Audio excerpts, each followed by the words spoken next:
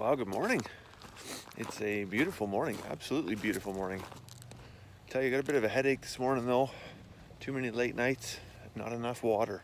Just grabbing the chicken feed here, get them fed, and then pull the covers off the poop-free nesting boxes, run out and feed the pigs. And then I think I'm gonna cook up a really good breakfast this morning. I'm starving. Charlotte must be tired too. It's 8:30 in the morning and she still isn't up yet, so that's kind of nice of her. She let me sleep in. So I've probably told you this before, but chickens are like the worker bees of the farm, right? They're very industrious, very hardworking, and they exhibit a lot of initiative. Sometimes that initiative isn't favorable, but they continually work. They want to scratch and dig and till the ground. And so we've been working on a bit of a soil conservation project in behind the chicken house up against the sheep pen, just to deal with water runoff and stripping of topsoil and getting chickens to process compost in there. But like I said, if they run out of work to do, they're gonna find work to do. And sometimes that work isn't what you want them to do. So we haven't harvested all the potatoes out of the Mouse Miracle Garden. I noticed the last couple days they've been over there trying to dig up potatoes, God bless them. I'll get to that probably tomorrow, maybe the next day I think Sunday it's supposed to rain. But for now, I'm gonna get the side-by-side out in the trailer, and I'm gonna go get a couple loads of cow manure and layer it in behind the chicken house over here in back and behind the chicken village. And that's gonna give them something to work at, scratch and peck and till away. And they'll peck all the seeds out of there and spread it all out. The other beautiful thing about that is because it's still warm, there's still flies out. So the flies are gonna come, they're gonna lay fly larvae in there, and that's gonna provide a great protein source for our chickens. I'm just down here in the bedding pen with the side-by-side. We got the trailer loaded up.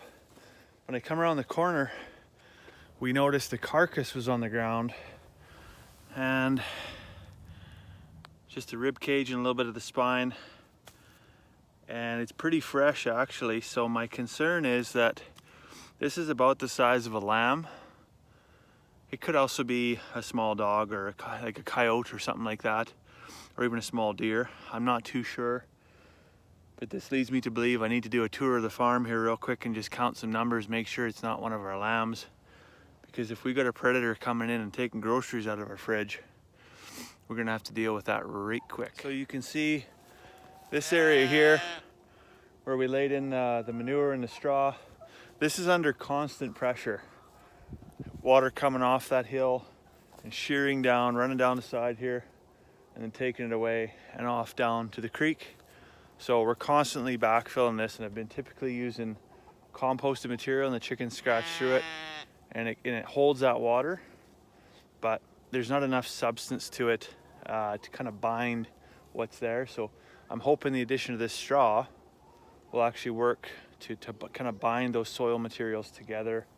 And it'll also give the chickens something to do so that, you know, they're not going and digging in the garden where they're not, I wouldn't say they're not welcome, but they're just not needed right now. So you can see right away, there's a lot of interest from the chickens. They're very curious about this. They know there's probably food scraps in there. There's grain, there's uneaten feed. There's still viable feed in the cattle manure. Yeah, I know that's gross, but believe it or not, there's a ton of feed left in the cattle manure. And there's work to be done, and chickens love to have a purpose. So this will give chickens a purpose instead of their purpose being digging up our garden. Well, the good news is there's 5 ram lambs here, so we're not missing any from here. So I gotta head out to Rio Grande later today and probably help with combine and maybe picking up some square bales. But I'm gonna kick these cows out for now. And tomorrow I'm gonna have to spend the whole day fencing. These cows are just like destroying fences left and right.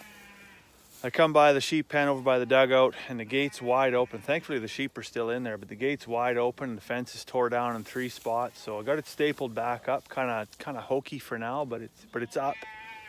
But I'm gonna kick these guys out of here because yeah, having them in an area where there's sheep wire, just not effective. Up! Go on, ladies.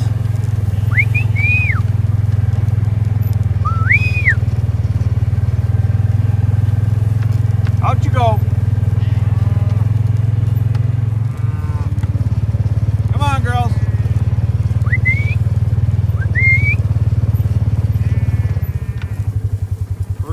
be a couple that go the other way, just for fun. The one that stands there and acts like she doesn't know what's going on. This is a sure sign that the pastures are getting tired.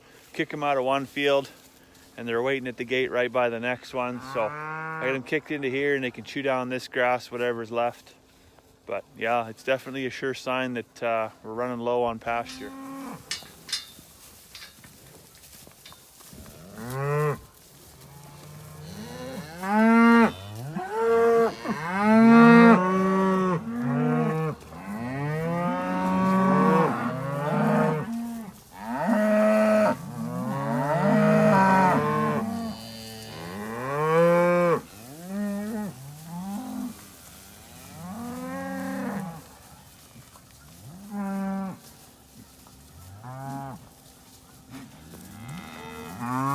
Oh, Bessie. So I just want to say this is absolutely incredible. I was just down in the bottom and then I fixed the gate and I was maybe gone for like 45 minutes. And just look how much work those chickens did. Spreading and rooting through that straw and manure. Amazing, amazing how much work they've done. Now imagine if they did that much work in your garden, or even worse, in your flower beds.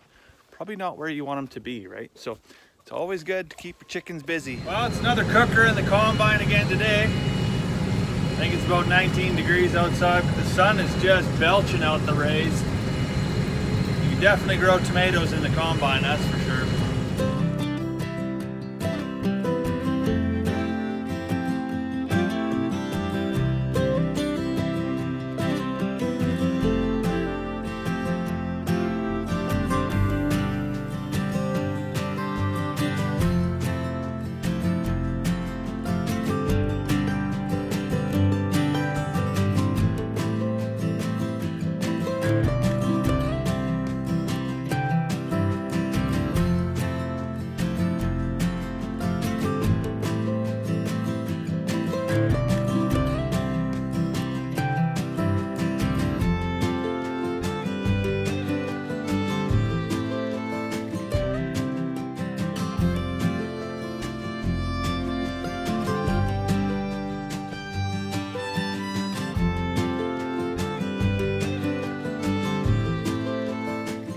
Just got home from Rio Grande.